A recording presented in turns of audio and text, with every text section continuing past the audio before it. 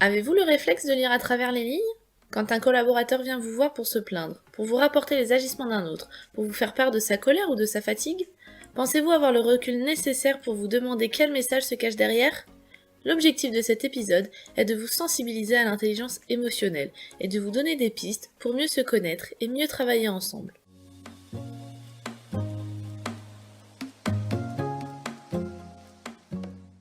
Tout d'abord, il est primordial de comprendre l'importance des émotions. L'intelligence émotionnelle, qu'est-ce que c'est? À quoi sert-elle? Quel est son rôle dans l'intelligence collective? Selon le magazine Forbes, l'intelligence émotionnelle est avant tout la capacité de comprendre ses propres émotions et celles des autres. C'est aussi la possibilité de gérer ses émotions et de les utiliser pour soi et pour les autres. L'intelligence émotionnelle a plusieurs utilités. Elle permet de redécouvrir et valoriser ses compétences personnelles, conscience de soi, gestion de ses émotions, automotivation, ainsi que des compétences relationnelles comme l'empathie et l'interactivité. Les collaborateurs avec un fort quotient émotionnel se montrent proactifs aussi bien pour les missions qui leur sont confiées, ainsi que pour le bon fonctionnement de leurs équipes. Une étude, menée en 2015 par le cabinet d'audit Carewan, démontrait que 7 projets de transformation d'entreprise sur 10 avaient échoué car l'aspect humain n'avait pas été suffisamment pris en compte. En refoulant les émotions, pourtant inhérentes à notre nature, on risque de voir apparaître de nombreux conflits dans l'entreprise, des burn-out ou bore-out, ou encore un désengagement massif de la part des collaborateurs.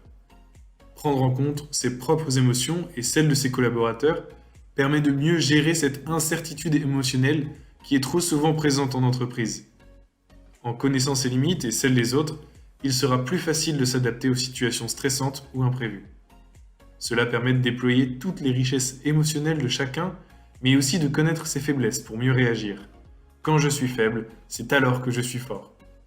Jack Cornfield, un enseignant bouddhiste américain, résume cela en disant « C'est la manière dont nous nous situons par rapport à nos émotions qui nous enchaîne ou nous libère. » En disant cela, il nous fait prendre conscience que les émotions ne doivent jamais être ignorées.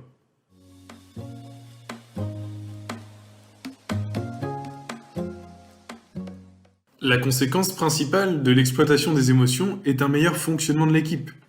En 99, le professeur Thévenet déterminait déjà que les émotions sont une partie intégrante de la vie au travail, et qu'elles ont un impact certain sur l'efficacité au travail. Lazarus, lui, met en relief l'impact des émotions positives sur la facilitation de la performance et le fonctionnement social. Les émotions peuvent avoir une influence sur des paramètres précis, allant de la performance personnelle de l'employé à la performance financière de l'ensemble de l'entreprise. Parmi les principaux domaines impactés, nous pouvons retrouver la satisfaction au travail, l'épuisement émotionnel, le travail d'équipe, la créativité, l'innovation, l'engagement, la prise de décision ou encore le climat organisationnel. L'influence de l'intelligence émotionnelle peut s'avérer être un réel atout en ces temps plus qu'incertains, car elle nous permet de continuer d'avance dans un climat de confiance. L'absence d'une culture émotionnelle forte peut transformer l'entreprise en un système dépourvu d'émotions, rendant l'environnement de travail extrêmement indifférent et, à certains égards, même mécanique. Il est nécessaire de prendre en compte les émotions et de les gérer pour générer de bons résultats. Il faut savoir qu'il existe 3 raisons pour lesquelles il faut apprendre à gérer les émotions. Premièrement, en gérant les émotions, on empêche une étincelle de se transformer en incendie. Ne pas écouter une émotion aura la fâcheuse tendance d'amplifier cette dernière. Deuxièmement, les émotions nous délivrent un message. Il faut apprendre à les écouter de manière objective. Troisièmement, nos décisions sont influencées par nos émotions. Il est important de bien gérer l'état dans lequel on prend ces décisions. En premier lieu, pour gérer ses émotions et celles de ses collaborateurs, il faut les connaître. Il existe pour cela une multitude d'outils de décryptage des émotions, tels que le MBTI, le questionnaire de personnalité, l'échelle des émotions pour les classer selon des qualificatifs ou des couleurs, et la méthode d'auto-questionnement en 3 étapes, The Work, une méthode dans laquelle il faut verbaliser ce que l'on ressent. On écrit sa pensée dans une première étape, en deuxième étape on s'interroge en répondant par écrit, et troisièmement on retourne sa pensée pour obtenir une pensée positive. Par ailleurs, il existe un outil fréquemment utilisé en entreprise, appelé DISC.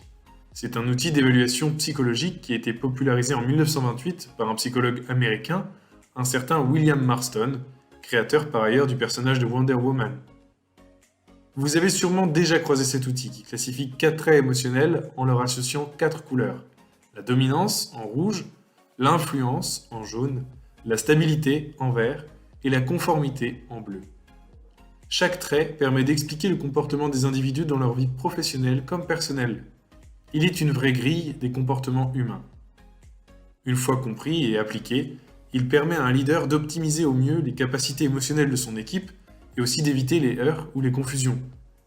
Vous trouverez quotidiennement de nombreux bénéfices à l'utilisation de cet outil DISC, qui est utilisé couramment dans le recrutement, le management d'équipe et aussi au niveau commercial, pour aller chercher toujours plus de chiffres d'affaires dans un contexte où l'incertitude est la maîtresse de nos vies. Un exemple de situation DISC: une personne rouge, dominante, aura tendance à prendre la tête d'une équipe. On ne mettra pas 2 personnalités rouges en binôme sur le même projet. Privilégiez dans ce cas un rouge et un vert, la stabilité, qui viendra tempérer le rouge dans ses ardeurs.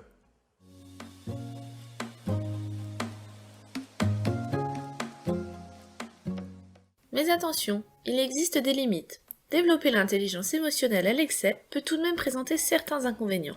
Thomas Chamorro Prémusic, professeur à l'université Columbia, explique que les individus avec une forte intelligence émotionnelle peuvent tomber dans certains travers, et ils auraient tendance à être moins créatifs et innovants, pour avoir des difficultés à donner ou à recevoir du feedback négatif, seraient donc moins enclins à prendre des décisions impopulaires ou à prendre des risques. A contrario, les collaborateurs avec une forte intelligence émotionnelle semblent donc être des personnes capables de suivre des procédures sans faire de vagues ou de développer des relations. Ils seraient plus en difficulté lorsqu'il s'agit d'être acteurs du changement ou d'innover. Un leader n'est pas psychologue. Le leadership ne doit pas s'enfermer dans une relation de type patient et son psy. C'est risqué, car il peut y avoir de mauvaises interprétations, un risque de blesser la personne ou d'avoir un rôle de grand frère, grande sœur qui n'est pas celui du manager. Par exemple, une analyse brève et une réflexion de type « Non mais toi t'as un jaune, c'est sûr » pourrait faire penser que le leader possède les compétences adéquates pour émettre ce genre de jugement, ce qui est par définition complètement faux. Ainsi, bien que l'intelligence émotionnelle ait certains effets positifs, chercher à la développer chez tous les collaborateurs ou dans toute l'entreprise serait une erreur.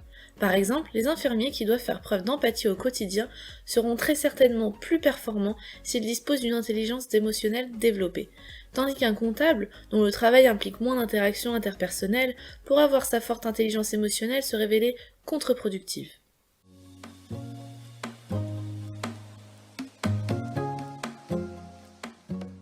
C'est la fin de cet épisode. Merci de nous avoir écoutés et continuez de suivre notre podcast Tout est devenu flou avec un dernier épisode sur l'expérience collaborateur.